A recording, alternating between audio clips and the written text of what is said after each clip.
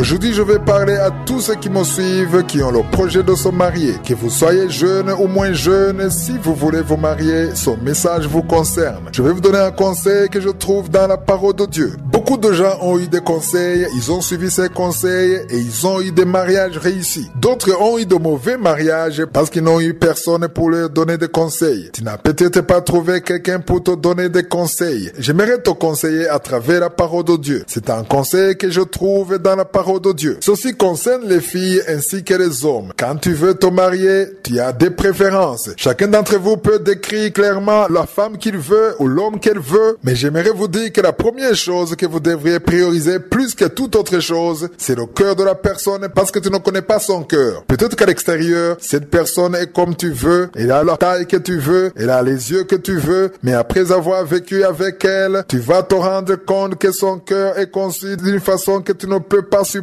Ce qui va être difficile pour toi de vivre avec elle. Tu peux avoir une vie très difficile parce que tu as voulu considérer l'extérieur et non le cœur de la personne. Le conseil que je vais te donner, je le trouve dans Jérémie chapitre 17 verset 10. Ce verset dit: moi l'Éternel, j'éprouve le cœur. Et si on comprend que personne d'autre ne peut voir ce qui est à l'intérieur d'un cœur, si ce n'est je suis. C'est le conseil que je veux vous donner aujourd'hui. Il faut que vous sachiez que le cœur d'un homme, c'est Dieu seul qui le connaît. Tu peux voir quelqu'un de l'extérieur. Il te sourit, il te parle bien parce qu'il veut te gagner. Il te courtise parce qu'il veut que vous soyez mariés. Il veut que tu lui appartiennes en tant que femme ou mari. Il aura une façon de se conduire devant toi, mais cela ne révèle pas son cœur. C'est Dieu seul qui connaît son cœur. Si c'est Dieu seul qui connaît son cœur, que vas-tu faire? Le conseil que je vous donne est celui-ci. Si c'est Dieu seul qui connaît le cœur de cette personne, avant de t'engager, avant de prendre la décision de te marier, prie d'abord pour son projet de mariage. Ça, c'est la première chose. Il faut prier pour le projet de mariage. Cependant, si tu es déjà engagé avec quelqu'un qui est ton fiancé ou ta fiancée maintenant, ce que je te souhaite et ce que je te suggère dans ces moments d'attente, c'est de prier en parlant à Dieu qui connaît son cœur, car toi, tu ne connais pas son cœur. Ne te trompe pas toi-même en te disant que tu connais le cœur de la personne. Personne ne peut connaître le cœur de quelqu'un à part Dieu. Toi-même qui me suis, tu ne connais pas bien ton cœur. Tu ne connais qu'une seule partie. Il n'y a que Dieu qui connaît ton cœur entièrement. C'est pourquoi si tu veux te marier avec une personne jusqu'à ce que la mort vous sépare, il est important que tu pries pour que je suis te dirige. Son cœur peut être un piège pour toi dans votre mariage. Ça peut te pousser loin de Dieu. Cela peut te pousser dans des problèmes que tu n'aurais jamais pu connaître. Mais prie, demande à Dieu de te dire si cela est conforme à son plan ou pas. Et si c'est son plan, qu'il vous accompagne. Si ce n'est pas son plan, qu'il ferme la porte. C'est ce que je dis toujours aux jeunes qui veulent se marier. Prie afin que ce qui ne vient pas de Dieu soit fermé et que ce qui fait partie de son plan soit ouvert. Car si la parole de Dieu nous dit que je suis a pour nous de bons projets, parmi ces bons projets, il y a aussi le projet de mariage. Je suis toujours étonné quand je vois les enfants de Dieu qui disent que je suis a pour nous de bons projets, mais quand arrive le projet de mariage, ils veulent se charger de tout. Ils veulent choisir eux-mêmes. Si tu ne veux pas que je suis entre dans ton projet de mariage, ça veut dire que tu fais confiance à ta propre personne. Tu crois en toi. Mais la parole de Dieu nous dit que personne ne connaît le cœur de l'homme si ce n'est l'Éternel. Donc c'est je suis seul qui connais le cœur de l'homme ou de la femme. C'est pourquoi il faut prier. Demande que je suis te dirige. Lui qui peut voir là où tu ne vois pas. Il sait ce qui va se passer le mois prochain, l'année prochaine, 10 ans qui vont suivre. C'est lui qui connaît tout le programme qu'il a préparé pour toi. Si tu es un jeune homme et que tu veux te marier, ou même si tu es une fille, le conseil que je te donne, c'est de prier. Prie pour cela, confie cela entre les mains de Dieu, car comme je le disais hier, nous sommes censés confier tous nos projets à Dieu en préparant la journée. Même les projets que tu formes pour ta vie, il faut les confier entre les mains de je suis. J'étais en train de dire que je suis souvent étonné quand je vois des gens qui sont d'accord avec le fait que nous sommes censés tout confier à Dieu, tous nos projets. Mais quand arrive le projet de mariage, ils veulent qu'on les laisse tranquilles afin qu'ils fassent tout ce qu'ils veulent. J'aimerais te dire que si tu crois que je suis est celui qui contrôle ta vie, il faut que tu crois que tous tes projets, y compris le mariage, tu dois les lui confier dans la prière. J'ai déjà donné ces enseignements. Il y en a qui ont suivi cela et après, ils ont pu rendre grâce à Dieu parce que Dieu leur a permis de ne pas tomber dans le piège de Satan. Ils étaient en train de chercher à marcher selon ce que leurs yeux leur montraient. J'aimerais te dire que tes yeux physiques peuvent te tromper. Tu peux avoir cette impression que tout va bien, qu'on peut connaître quelqu'un juste en regardant avec ses yeux, mais c'est Dieu seul qui connaît cette personne. Dieu sait ce qui est conforme à ton cœur. Il connaît les projets qu'il a formés pour ta vie. Il connaît ton avenir. Dans Jérémie 29, verset 11, la parole de Dieu dit « Je connais les projets que j'ai formés sur vous, dit l'Éternel, projets de paix et non de malheur, afin de vous donner un avenir et de l'espérance. » Je veux que tu comprennes que Dieu connaît les projets qu'il a formés pour ton avenir. Si tu es encore célibataire, sache que Dieu connaît les projets qu'il a formés pour toi. C'est pourquoi de la même façon que tu pries pour le travail que tu auras, pour ce que tu veux faire, prie aussi pour ton mariage afin que Dieu te dirige. Je veux que vous compreniez que Dieu est censé vous diriger en tout. Quand il te dirige, ce qui n'est pas à lui, il ne le permettra pas. Prie toujours afin que ce qui n'est pas à lui n'arrive pas dans ta vie. C'est ce que Jésus nous a enseigné dans Matthieu 6, verset 10. Ces paroles sont puissantes. Comprendre qu'au ciel, Dieu a déjà achevé ce qu'il a préparé pour notre vie sur terre. Notre rôle se limite à prier afin que ce que Dieu a déjà terminé au ciel soit accompli dans son monde. Si tu n'as pas encore compris cela, tu vas te retrouver en train d'essayer plein de choses. Tu te retrouveras en train de vivre selon tes émotions, mais il est important que tu marches selon la parole de Dieu. Prie pour ton projet de mariage. Confie-le à Dieu. Dis à Dieu que tu veux être dirigé par lui afin que ce qui ne vient pas de lui ne marche pas, afin que ce qui est à lui marche. Je t'assure que si tu fais cette prière sans être penché, si tu t'attends à accepter la volonté de